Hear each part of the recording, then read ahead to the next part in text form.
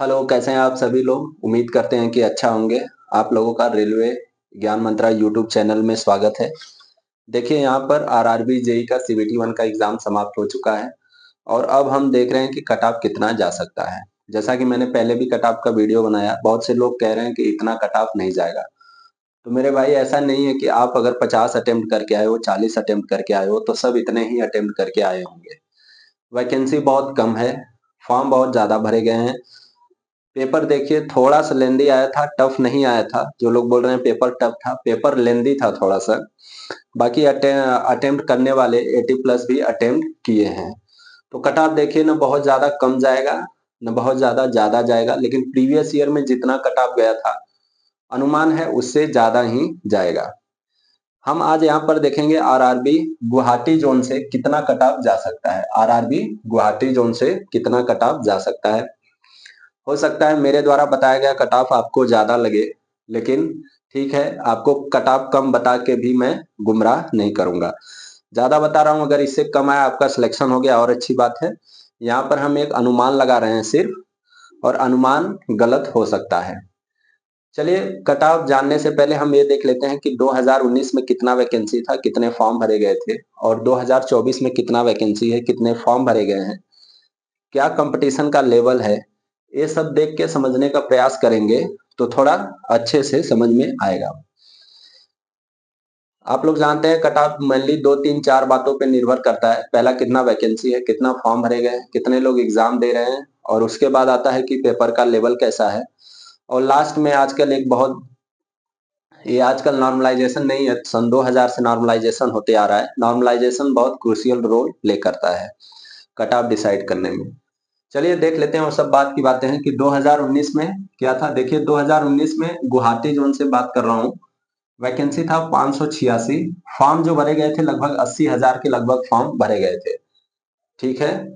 Attendance की बात करें तो देखिए, अटेंडेंस जो था वो 62.5% था। ए 62 या 63 था, वो पीआईबी के साइड पे 62.5% पिछली बार का अटेंडेंस था।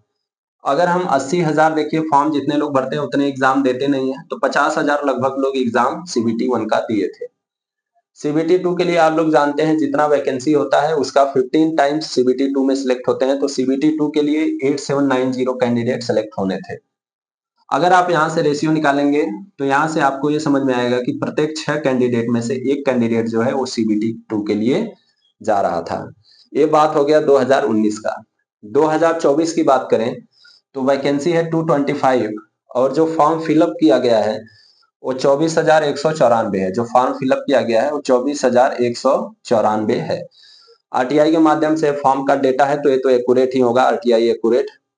24,194 फॉर्म भरे गए हैं। बात करें कितने लोग एग्जाम दिए हैं, देखिए, जितना फॉर्म भरा जाता है उतने लोग एग्जाम देते नहीं, आप भी जानते हैं। अगर हम यहाँ पर अटेंडेंस ले लें, जैसा कि एएलपी और आरपीएफ एसआई को देखते हुए लग रहा है कि 60 से 70% के बीच में अटेंडेंस था। अगर मैं यहाँ 70% अटेंडेंस मान लेता हूँ कि 70% लोग एग्जाम देने जा रहे हैं, तो जो कैंडिडेट निकल के आएंगे वो 16,936, 16,936 लोग एग्जाम दिए हैं। ठीक है। अगर आप देखिए, अगर मान लीजिए 70% नहीं, अगर 80% लोग एग्जाम दिए हैं, तो कितने लोग एग्जाम दे रहे होंगे? 80% का भी मैं लिख रखा हूँ, 19,355। अगर 70% लोग एग्जाम दिए होंगे तो इतना दिए होंगे, 80% एग्जाम दिए होंगे तो इतने लोग एग्जाम दिए होंगे। ये जो नंबर ऑफ फॉर्म्स है, एक्यूरेट नंबर ऑफ फॉर्म्स है। ठीक है। तो अगर देखिए, सीबीटी 2 में आने हैं 3375, वैकेंसी का 15 टाइम्स, वैकेंसी बहुत कम है। अगर हम यहाँ पर कंपटीशन लेवल निकालें तो देखिए, अगर आप इसको लेना है तो 6 ले लीजिए, अगर इसको लेंगे तो 7। सिर्फ एक कैंडिडेट का फर्क आएगा, चाहे 70% अटेंडेंस ले लीजिए, चाहे 80%, लेकिन 80% अटेंडेंस है नहीं, 70% ही अटेंडेंस है, 70, 71, 72 ऐसे ही है। तो यहाँ पर आपको ये समझ में आएगा कि प्रत्येक out of 6 and 7 candidate, only 1 candidate is selected to CBT 2। 6 या 7 कैंडिडेट में से एक कैंडिडेट जो है सीबीटी 2 के लिए जाने वाला है। तो आपको जो कंपटीशन लेवल यहाँ समझ में आ रहा होगा, यहाँ भी लगभग वही सेम है। लेकिन इसका ये मतलब नहीं है कि कट ऑफ जाएगा, क्योंकि 5 साल का गैप है, लोगों का अच्छा खासा तैयारी है। ठीक है। चलिए देख लेते हैं पहले एक बार वैकेंसी आपको रिवीजन करा देता हूँ। वैकेंसी देखिए बहुत कम है। जब वैकेंसी कम रहती है तो पेपर का लेवल चाहे जैसा आए, मान लीजिए कि 100 बच्चे एग्जाम दे रहे हैं तो 100 में से कोई एक दो बच्चा ऐसा होगा जो 80 प्लस 90 प्लस लाएगा ही लाएगा, ठीक है, वो होते हैं। तो वैसे वैकेंसी कम रहती है तो कट ऑफ ज्यादा ही जाता है। हाँ, अगर वैकेंसी ज्यादा है, वैकेंसी बहुत ज्यादा है, पेपर का लेवल टफ आ रहा है, तब कट ऑफ कम होता है। लेकिन वैकेंसी कम है, पेपर भी टफ आ रहा है, तो ज्यादा फर्क पड़ता नहीं है, कट ऑफ ऊपर ही जाएगा। नहीं, आप लोग देख लेना। देखिए अनरिजर्व का जनरल का वैकेंसी है 93, ओबीसी का है 57, एससी का है 37, एसटी का है 15, ईडब्ल्यूएस का है मात्र 23। देखिए इन सब में यूआर और ओबीसी का जो कट ऑफ है वो थोड़ा सा और ज्यादा इसलिए जाता है कि ओबीसी वाला भी इधर छलांग लगाता है, एससी वाला भी लगाता है, एसटी वाला भी लगाता है। वैसे ही ये इधर छलांग लगाता है, ये इधर छलांग लगाता है। बाकी इन लोग का सीट जो है वो रिजर्व रहता है, तो ये लोग इधर उधर नहीं जा पाते हैं। अपना तो 37 फिक्स सही है, बाकी इधर भी चले जाते हैं, इसलिए थोड़ा सा ओबीसी और जनरल का जो कट ऑफ है वो ज्यादा चला जाता है।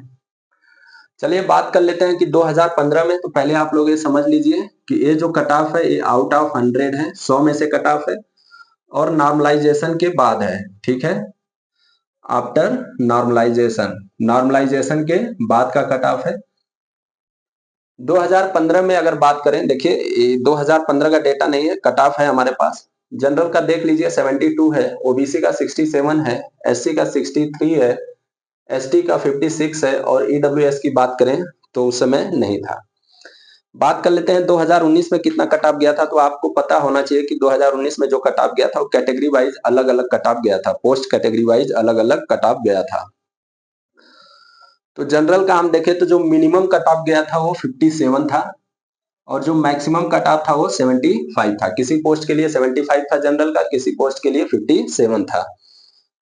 तो अगर हम बात करें कि 2024 में कितना कट ऑफ जा सकता है जनरल का, कि 2024 में कितना कट ऑफ जा सकता है, देखिए पेपर भले भी टफ आया है, लेकिन अगर हम यहाँ पर कट ऑफ की बात करें तो मेरे भाई 68 प्लस कट ऑफ आपका जा सकता है।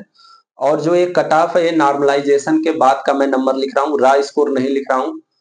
ये नॉर्मलाइजेशन के बाद 68 प्लस जा सकता है। वैसे ही अगर ओबीसी का बात करें तो देखिए मिनिमम जो था वो 53 था और मैक्सिमम 71 था। अगर ओबीसी का बात करें तो 65 प्लस कट ऑफ हो सकती है आपकी। बात करते हैं एससी का, तो एससी का जो था 2019 में वो 46 और 62 था। कितना था? 46 और 62। तो अभी जो कट ऑफ है वो 60 प्लस हो सकता है। इसके बाद बात करते हैं एसटी का, तो एसटी का जो मिनिमम और मैक्सिमम था वो 47 और 59 था। तो अभी जो 2024 में जा सकता है वो 55 प्लस। और जो ईडब्ल्यूएस का बात रहा, ईडब्ल्यूएस का बात रहा तो वो 62 प्लस कट ऑफ हो सकता है। देखिए यहाँ पर दो कट ऑफ आया था, मैक्सिमम और मिनिमम। तो वैसे ही ये मैक्सिमम कट ऑफ है, हो सकता है इससे मिनिमम आपका कितना जाए, 58 जाए किसी पोस्ट के लिए। जैसे सिविल में है ना 5-6 पोस्ट, मैकेनिकल में है 10-12 पोस्ट, इलेक्ट्रिकल के लिए बहुत सारी पोस्ट, तो किसी के लिए 58 भी जाएगा। आप पोस्ट प्रेफरेंसेस भरे हैं, आपका जितना ज्यादा नंबर आएगा, अगर सबसे मैक्सिमम नंबर वाला आएगा तो आप सारे पोस्ट के लिए इलिजिबल है। जैसे जैसे नंबर आपका कम होता जाएगा वैसे पोस्ट इलिजिबिलिटी भी आपकी कम होती जाएगी। जैसे मान लीजिए आप 20 पोस्ट के लिए इलिजिबल है, आपका नंबर कम आए तो हो सकता है आप सिर्फ 3-4 पोस्ट के लिए इलिजिबल हो, ऐसे होता है। तो यहाँ पर आप लोग समझिए ये आफ्टर नॉर्मलाइजेशन है। देख लीजिए जनरल का 68, जनरल का 68, ओबीसी का 65, एससी का 60 प्लस, 55 प्लस और ईडब्ल्यूएस का 62 प्लस। आप इसमें प्लस माइनस 2 और 3 नंबर लेके चलिए, वेरिएशन इतना तो हो सकता है क्योंकि आरआरबी तो हम है नहीं, एग्जैक्ट बता नहीं सकते, तो प्लस माइनस 2-3 नंबर वेरिएशन लेके चलिए। पेपर का लेवल जैसा आया था, अगर बात करें कि रॉ स्कोर कितना होना चाहिए, तो देखिए रॉ स्कोर अगर जनरल की बात करें तो आपका रॉ स्कोर 60 प्लस होना चाहिए। ओबीसी का बात करें तो रॉ स्कोर आपका जो रॉ स्कोर है वो 57 या 55 प्लस होना चाहिए। एससी का बात करें तो 50 प्लस होना चाहिए और एसटी का बात करें तो 48 प्लस होना चाहिए। प्लस माइनस 2-3 नंबर आप ले सकते हैं। तो रॉ स्कोर आपका 60, 55 ये सब आ रहा है तो आप सेफ हैं।